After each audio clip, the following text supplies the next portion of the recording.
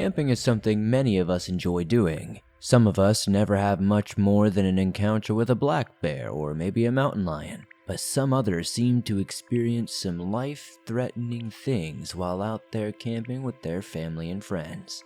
Welcome back to the swamp, my friends, and welcome if you're new.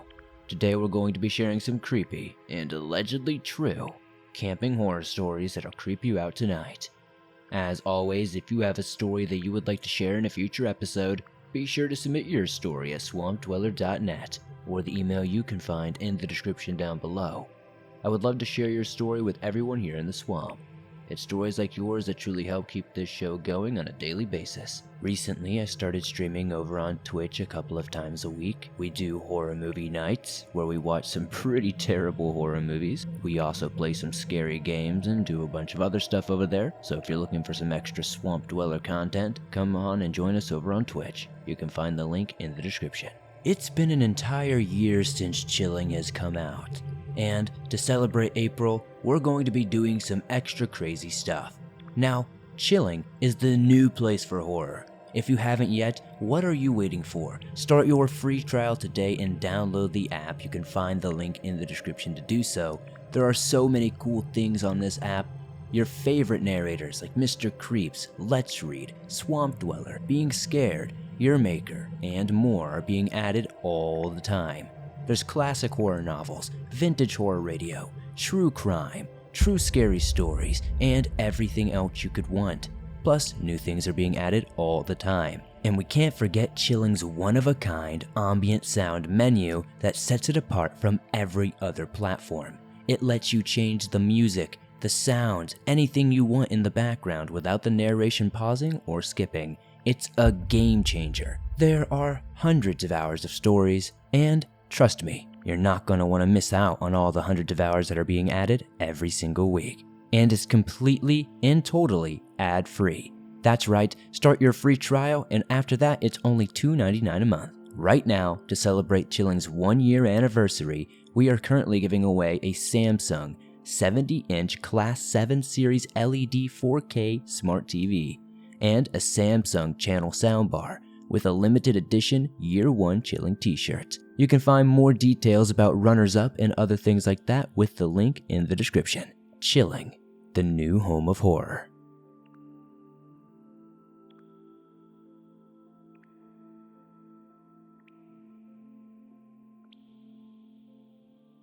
After watching so many YouTubers who live in their cars and travel around the country, I always wanted to try the car camping thing. I lived in Fort Lauderdale for 5 years and thought I would be stuck there, and that was it. Then the pandemic hit, and I checked my bank account. I was back paid thousands of dollars, and before I knew it, I was packing up all of my stuff, and the landlord said I could leave all of my furniture, which was fine. Now, I'm on 95, heading north, laughing and going, and I couldn't believe it. My managers got the hang of the whole car thing and became more comfortable stealth parking in different places without being detected. I had not done any off-the-grid stuff, but was more comfortable by reaching Lake Tahoe. I was hiking and asked some guy and his dog, who is a local, if he knew where I could sleep in my car because Tahoe seemed a bit tricky. He said there was a place in the mountain called Hope Valley. It sounded good, so off I went. Lake Tahoe is already high in altitude, so this was a few thousand feet higher than that. It was this past July.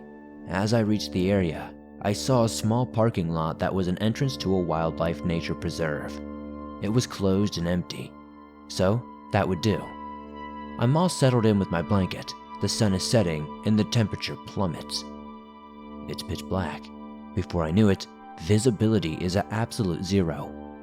I start to hear wolves howling in the distance, and at this point, I'm game. This was the experience I wanted, camping in my car in the absolute wilderness. It was a little bit creepy. Ultimately though, I was okay. I was living what I saw on YouTube in my apartment. I was living the dream, right? Before the sun went down, I noticed garbage cans that were overfilled 15 feet from the car at the entrance to the preserve. I finally drifted off to sleep and was awakened by something at 3 a.m. I couldn't see anything, anywhere. It was so dark, and then I heard footsteps, heavy ones, right outside my door. At this point, I'm dropping bricks in my pants, being a New York City boy. Then, something brushes up against the car. I'm scared and don't know what to do. I wait for a couple of minutes. Then I open the door. I ran around the car as fast as possible and got to the driver's side. I drove down the mountain and slept in a Motel 7 parking lot like a baby. I never made it through my first and only off-grid camping adventure and won't forget it. The only other time that trip that something creepy happened was on Mount Shasta. I drove halfway up the mountain, parked on the side of the road, and started walking on this trail. I made it about 70 yards in and heard a low growl. I had never run so hard back to my car in my life. The rest of the trip was the best hiking I've ever done in Montana.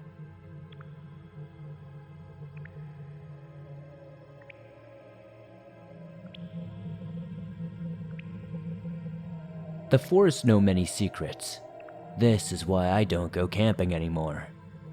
I know that probably sounds, well, a bit off kilter, but if you allow me to explain myself, I think you'll understand what I mean.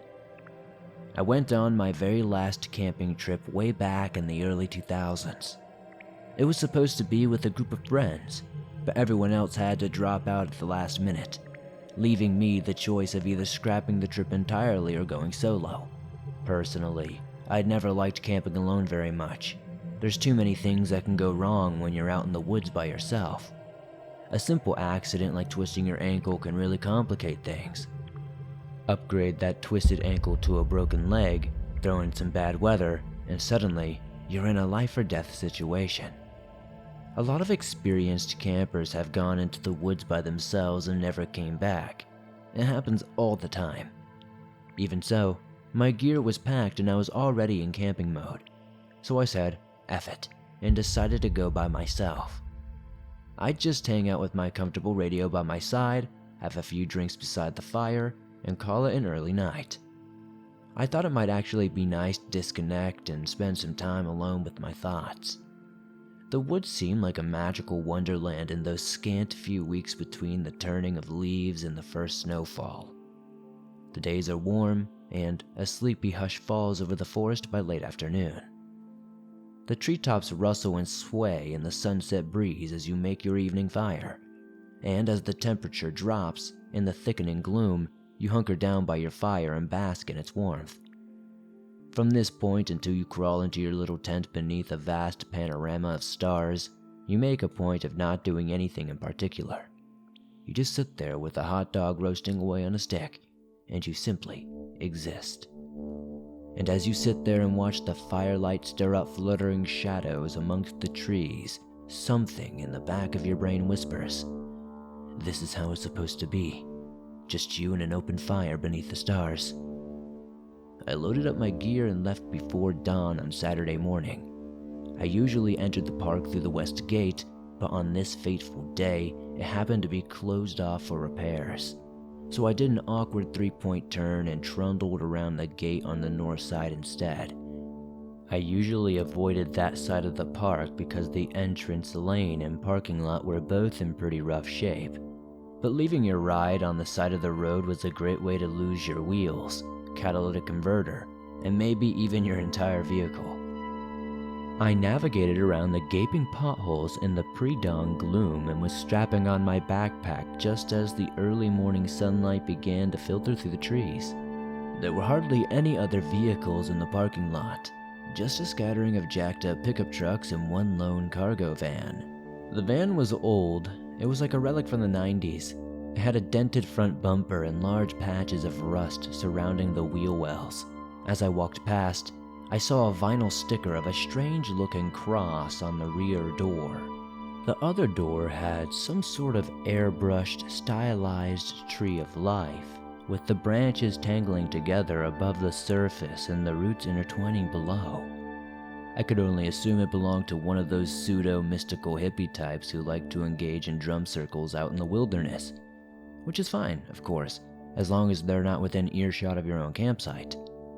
I muttered, "Keep your bongos to yourself," and started off down the trail. I hiked for about half an hour until I found the perfect spot, a cozy clearing on the embankment of a small stream. I set my tent up and made myself some coffee over a fire. The woods were alive with the chirping of birds and clattering of squirrels, and the sunlight danced on the rippling waters of the stream in flashes and glimmers. I sipped my coffee and thought to myself, this is real life. Everything else is a lie. I spent the morning ambling around the trails on the north side of the park and headed back to the camp shortly before noon. I had just settled down to heat up a pot of beans when I suddenly became aware that I was being watched. I couldn't see anyone standing in the trees, but I could feel their eyes on me. I called out, "Hello?" And a few seconds later, a figure stepped into the clearing. It was a man with a long beard and a thick mass of tangled dreadlocks. As he stepped into the clearing, his body odor hit me like a ton of bricks. He was wearing a pair of old work boots and ragged, filthy blue jeans that were more patches than actual denim. My unexpected visitor was bare-chested in the warmth of the noon-hour sun. His skin burnished to a deep bronze beneath a layer of grime.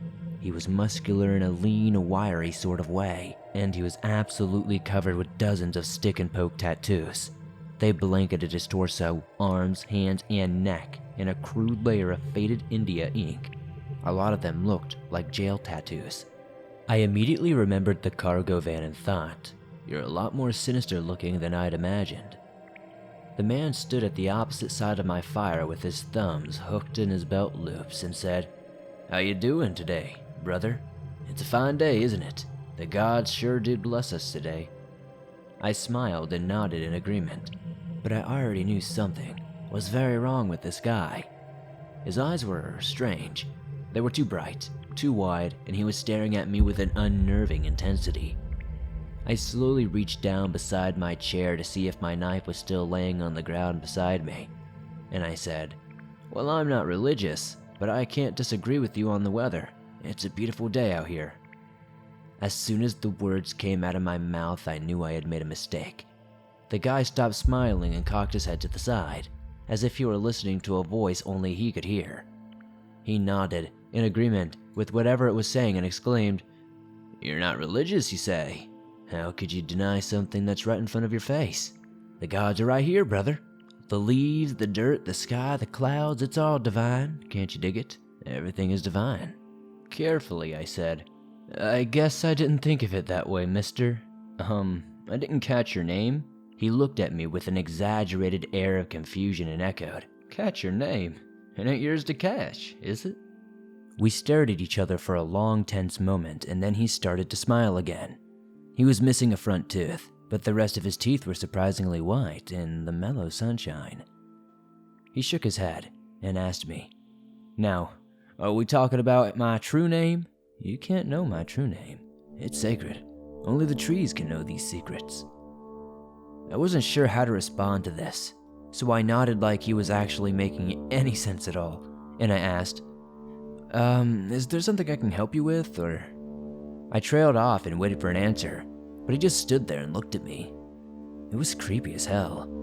Finally, he just said, My people call me John, like John the Baptist." And he snapped his fingers. Almost like magic, 6 more people quietly slipped out from behind the trees. They were an even mix of men and women, all of them dressed in ragged clothes and reeking like old campfire smoke and body odor. John's people drifted into the clearing like ghosts and stood behind him in a single file line. They were all heavily tattooed in the same manner as John, covered in crudely drawn symbols that had faded from the years of exposure to the sun. Their long, matted hair was either tied back or piled on top of their heads in some sort of elaborate knot. The look in their eyes was extremely unsettling. It was like looking into the eyes of a wild animal with the scent of easy prey in its nostrils. These people were wild. They were radiating an aura of pent-up violence. Quietly, the dreadlocked madman said, "John the Baptist lived in the wilderness. They would have thought he was plumb crazy in this day and age, and they'd be right. John the Baptist looked upon the faces of the gods and lived. That's enough to drive anyone crazy, I reckon." One of his followers crooned, Preach it, Brother John, preach it. And the rest of them murmured, Amen, brother. John nodded along with them and asked me, Do you know why there are 7 of us? Because 7 is the number of completeness and perfection, he murmured. 7 faithful souls under the eyes of the holy. That's us. John hunkered down beside my fire and glared up at me with that wide-eyed, unnerving intensity. He said, When a man's belly is empty, he can eat and be at peace. But what if his soul is empty? How do you give comfort to an empty soul? You don't know the answer to that, do you? Tell him, Joshua. A gaunt fellow with a star tattooed on his forehead cleared his throat and recited in a dull monotone, Offer praise to the gods and they'll fill your soul with knowledge. They'll come down in a beam of sunlight and show you the way. That's enough, little brother, John murmured. I'll do the preaching here. I saw a flicker of simmering resentment cross the gaunt man's narrow features. There, and gone in a split second. John didn't seem to notice. He made a broad, sweeping motion with his arm at the trees and the sky and sighed. Knowledge of the divine, my man. Knowledge of the world and knowledge of yourself. Do you know yourself, brother, or are you an empty vessel? I instinctively knew that it would be a grave mistake to show any sort of fear. I stood up and firmly announced, I think it's time you folks went on your way. I'm not really looking for any sort of company. John narrowed his eyes and rose to his feet. There was a shift in his posture that reminded me of a jungle cat tensing to strike. He said, Well, now, that's not how any of this works. See, we go wherever the gods will us to go. They brought us here for a reason. There's always a reason. There ain't nothing random about happening anywhere in any entire universe. So this little meeting of ours was arranged before the stars ignited in the sky, brother. I snapped. I honestly don't give a shit, brother. I'm not looking for company. John leaned in a bit closer and whispered, What you hiding there, man? What's in your hand? Is that a knife? My heart was racing, but it was way too late to back down. I held his gaze and repeated, I'm not looking for company. John stepped back and reached around and pulled the revolver from the back of his waistband. He put his thumb on the hammer, and my breath caught in my throat. He said, That's too bad, because you ain't got a choice. There is no free will. There's only the will of the gods. I forced myself to keep looking him in the eye. For a long, tense moment, the world shrank until it was only me, the madman with a firearm, and the gun itself. The tension was abruptly shattered by the sound of children laughing. A young couple and their kids came pushing through the underbrush on their way to the stream, completely oblivious to the standoff that was occurring just a few yards away. John's eyes shifted from me to the family, and he tucked the gun back into his waistband. He smiled and quietly said, The forest is ancient, and the trees know all of our secrets, brother. You, me, and everybody else. They know our secrets. Remember that. My wild-eyed visitors melted back into the woods as quickly as they had appeared. I stared into the trees for a while, the laughter of the children drifting through the air behind me as I tried to wrap my head around what had just happened. I felt jittery from an overload of fear and adrenaline. The encounter seemed dreamlike and unreal, as if I had fallen asleep in my folding chair and slipped into a particularly vivid nightmare. I abruptly decided it was time to head home. To hell with it, I could roast hot dogs over a smoky fire some other time.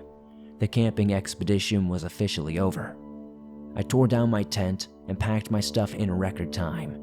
I had every intention to warn the young couple to be on the lookout for 7 weirdos with some very eccentric opinions on religion, but they were already gone by the time I was ready to leave. I wished them luck and double-timed it back to the parking lot. All of the vehicles were gone except for mine, including the van that I could only presume had belonged to the weirdos with the dreadlocks and tattoos. The Manson family reboot had apparently piled into their murder-mobile and left to see greener pastures somewhere else. That was fine and dandy, but I was still leaving. I'd just had a gun pulled on me by a crazy man, and my enthusiasm for sleeping in a tent was at an all-time low.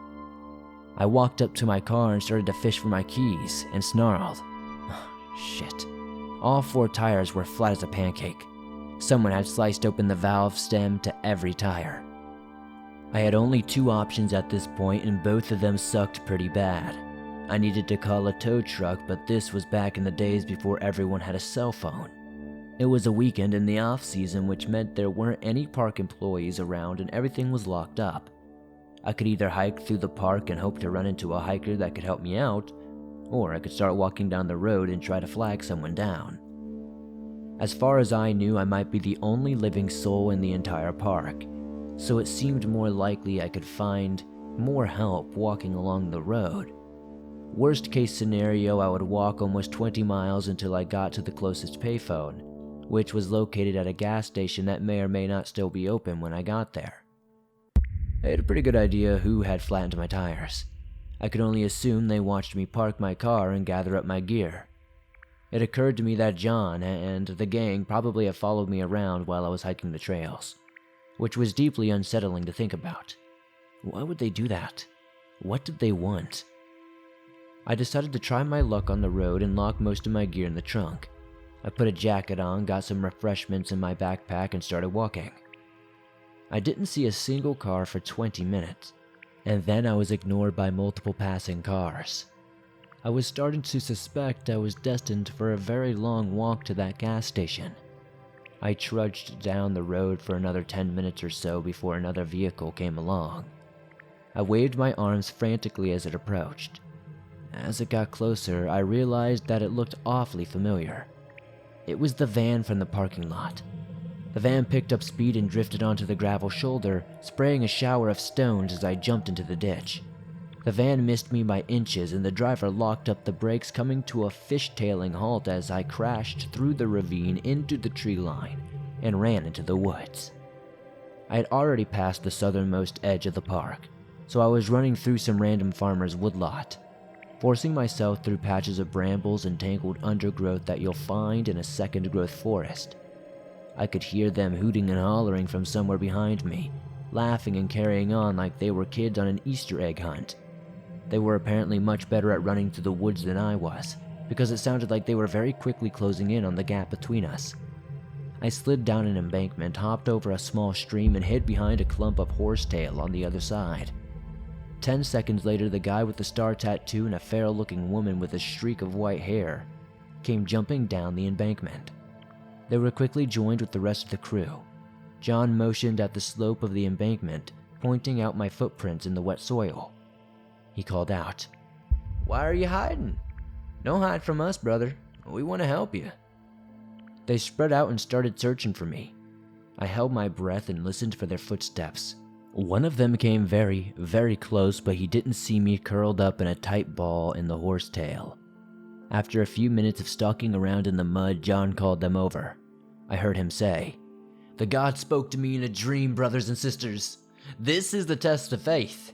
Do you have faith?" They all said yes in unison, and John answered, "Then we'll find him, won't we? Because those who have faith will always be triumphant in the end. Do you believe that, brothers and sisters? Can I get an amen?" I heard a ragged chorus of amen followed by something quiet, some sort of muttering, and then they moved on.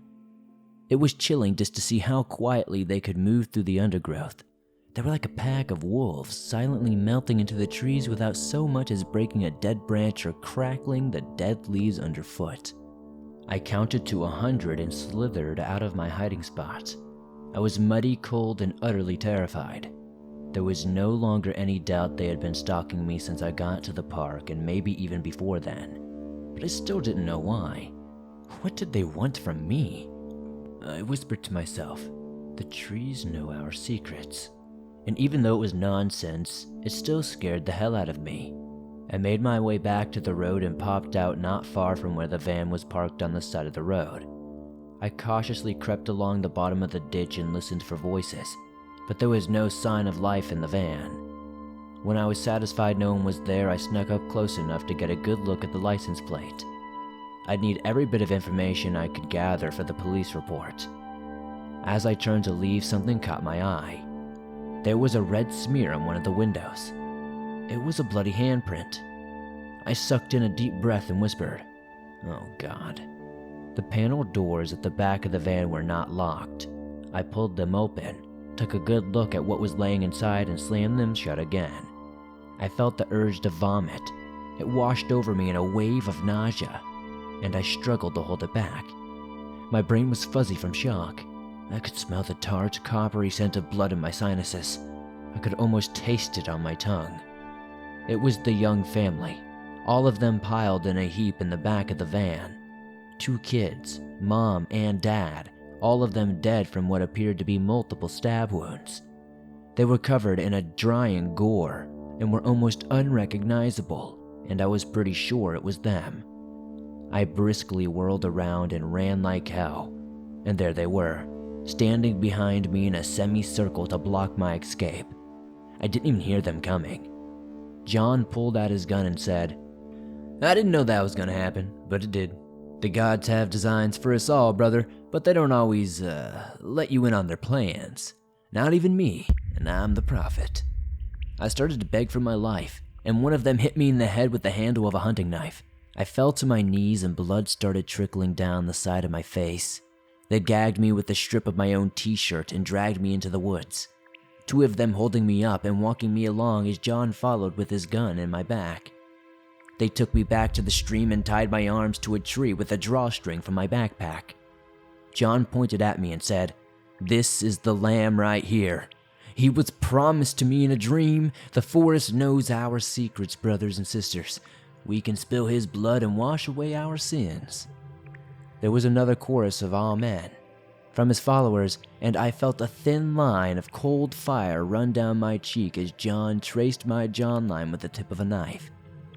He tapped the side of my neck and said, "This is the river of life right here. Spill blood in the soil and you'll nourish the roots. Life flows upward into the branches and it returns to the soil when the leaves fall down. Life and death. It's a continuous cycle. Can I get a witness?" His followers shouted testify in unison. The 2 who remained silent were Star Tattoo and the feral-looking woman.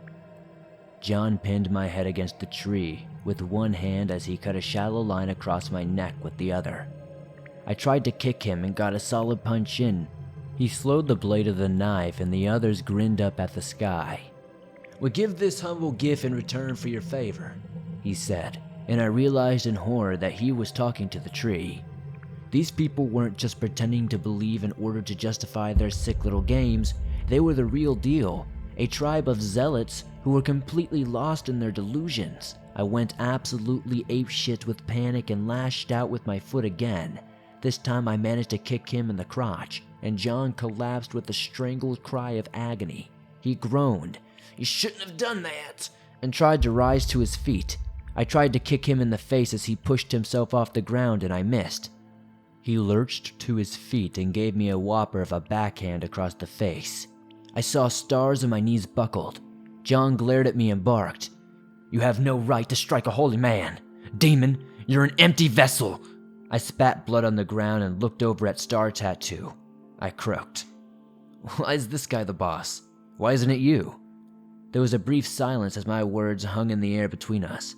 John scoffed at me and said, "I was chosen, that's why. I'm the prophet. Shut your mouth, deceiver, and I'll cut your tongue out." I ignored him and repeated my question to Star Tattoo. "Why not you? Do the gods only talk to this asshole here? Think about it, man. Why are you following him? Why not lead?" John screamed, "Be quiet, deceiver!" hissing at me.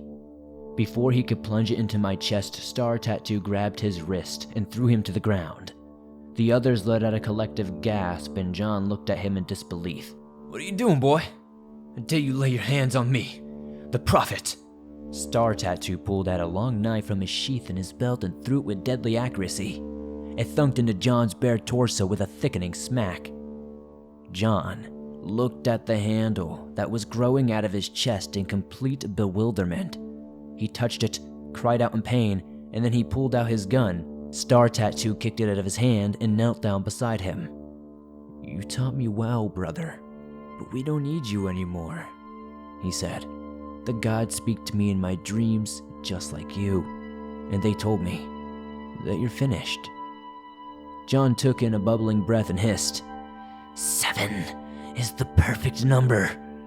Now you're only 6. That's the number of the beast.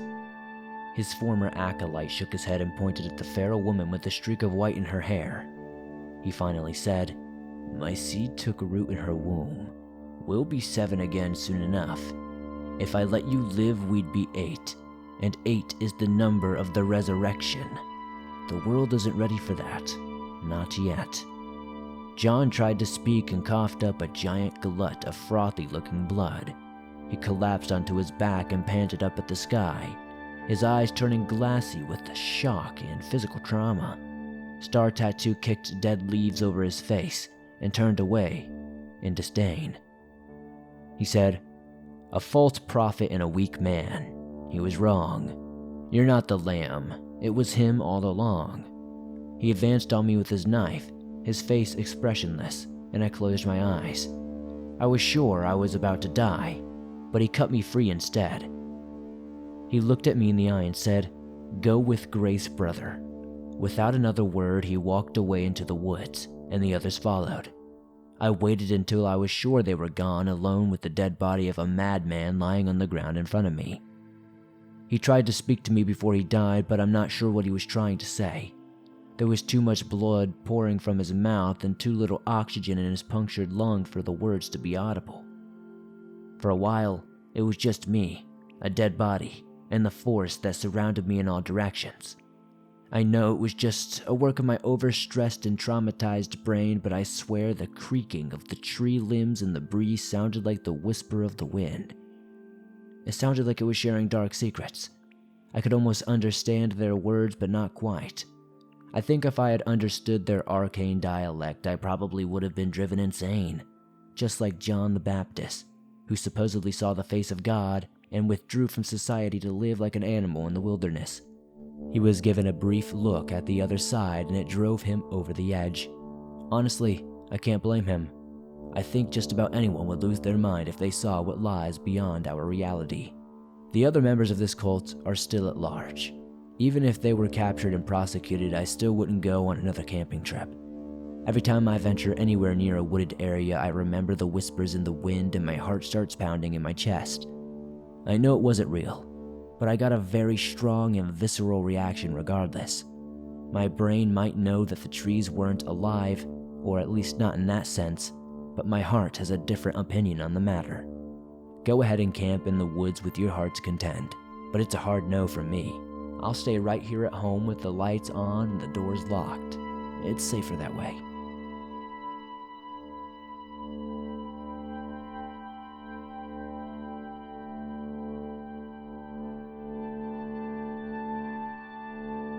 Thanks for listening to these creepy and allegedly true camping horror stories sent in by viewers just like you.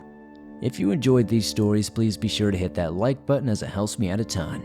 The more likes this episode gets, the more YouTube promotes it in the algorithm, and that's incredibly helpful.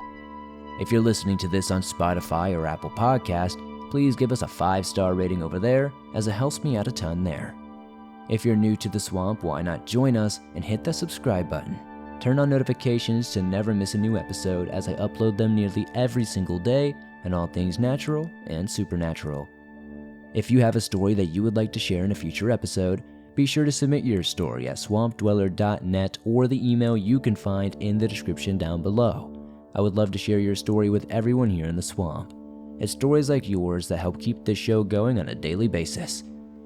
If you're on the go but don't have YouTube Premium and would still like to download and listen to your favorite Swamp Dweller scary stories no matter where you are, you can download them absolutely free from Spotify, Apple Podcast, Stitcher Radio, and pretty much everywhere else you find your favorite podcast online. If you would like to support the swamp outside of that, maybe check me out on Twitch. I do horror movie nights, play horror games, and all kinds of stuff over there with my narrator friends and just the community at large. You can find a link to join us in the description. I would very much appreciate seeing you over there.